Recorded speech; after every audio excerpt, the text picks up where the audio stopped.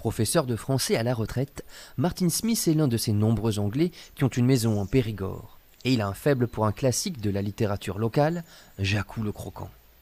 Le plus loin dont ils me souviennent, c'est 1815, l'année que les étrangers vinrent à Paris.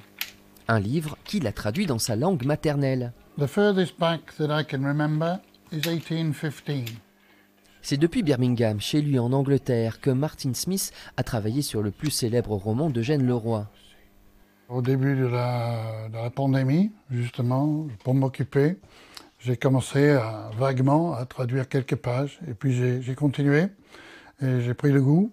Et j'ai mis à peu près 2 ans, comme ça, de temps en temps. Mais oui, j'aime beaucoup le style de Leroy, son langage. Dans ce travail de longue haleine, il a pu compter sur le soutien et la compréhension de sa femme Beverly, elle-même professeure de français.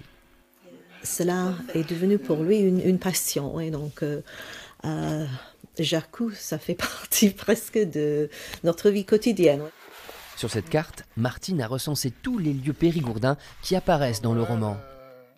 Cette région est trop belle, hein.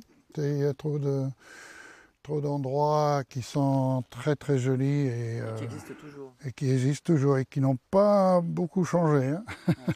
Comme le village de Fanlac, où l'on cultive le souvenir de ce personnage de fiction. C'est ici que furent tournées plusieurs scènes d'une adaptation télévisée en 1969. D'où viens-tu, sale gosse? Hein?